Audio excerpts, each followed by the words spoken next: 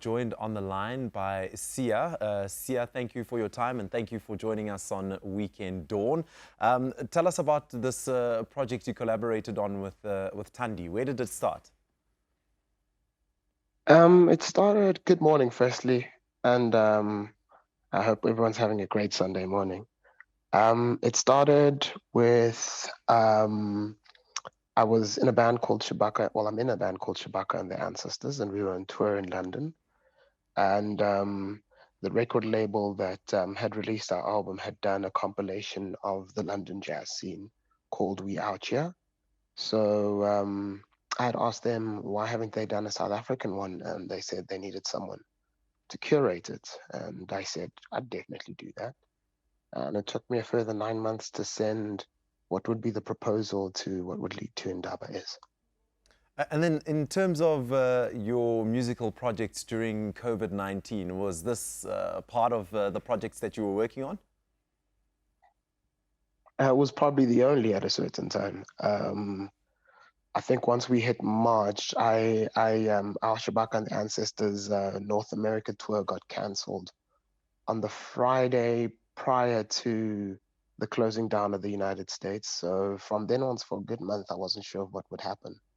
When Brownswood made contact again, I was really surprised because I had figured everything would be closed down because of COVID. But the record label was really patient to the point of waiting for South Africa to come out of hard lockdown. And as soon as they did, I drove down from East London and we recorded about 10 days after hard lockdown had been removed.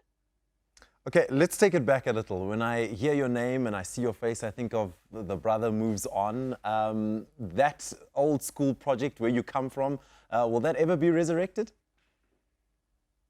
Well, I think that's it's been an interesting sort of story to relate to this idea of resurrection because to think about our first album was about the fact of resurrection.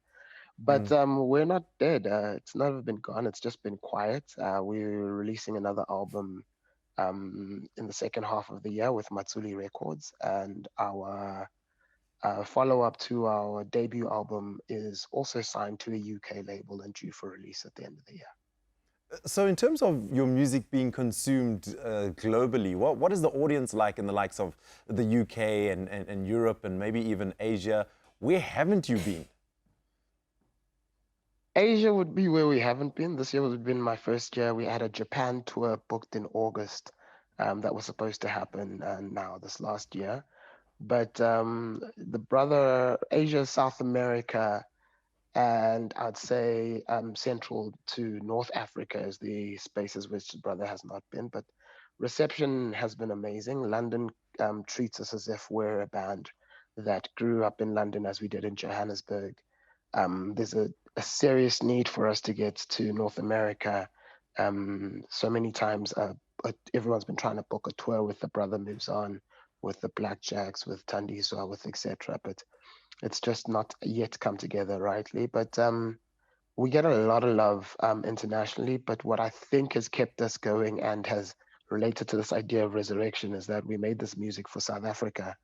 And the youngsters here have, you'll meet a youngster on the streets and they'll be like, hey, when are you guys putting out something new? When are you guys interested to do something? So knowing that we're still vital to South Africa, I think is central to anything we do.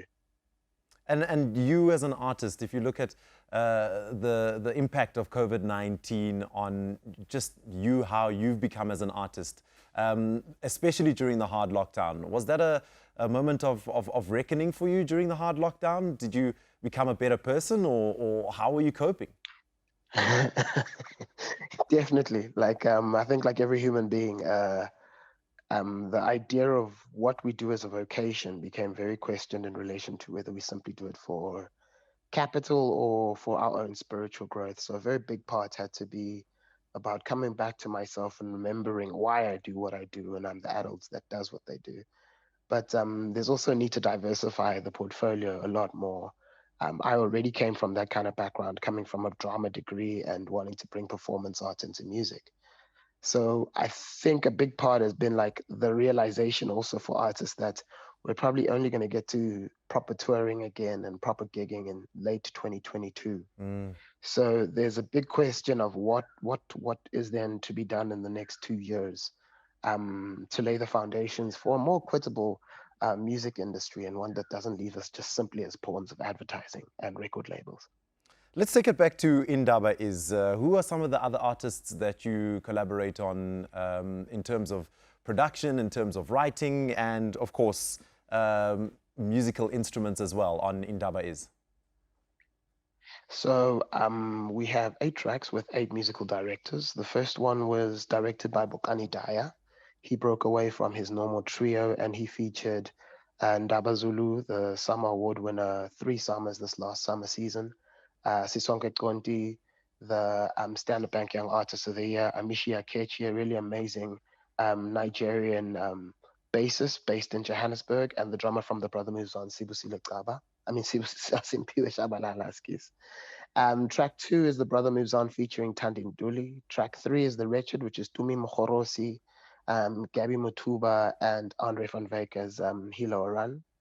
Track 4 is Luanda Kokwane and Luyanda Modupi, featuring quite an array of artists from what we would call the Norwood scene.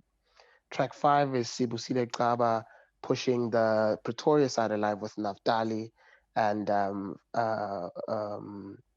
Ash K on production and Fagazile on vocals as well. And then track 6 is The Ancestors without Shabaka in essence, which is Mthunzi Mvubu, Ariel Zamonski, myself, Tumi Mokhorosi, and Khonsi Machene. And with our recording duo that is on every single Shabaka and The Ancestors album, which is Ntutuzo Makatini and Mandla Mlangeni. Track 7 is Thandi Ntuli Sextet. And track 8 is the new start, like the newcomers in the situation for us, which is Ipupolga Biko, who feature Kinsman, a young band, and we see the young Zoe Mulelekwa as well as part of that mix. Wow, So sounds quite an like array. It ended up being 52 artists that got on this, and it was all mentored through Steve Dyer, because we recorded it at Diatribe Studios. So it was quite a family affair.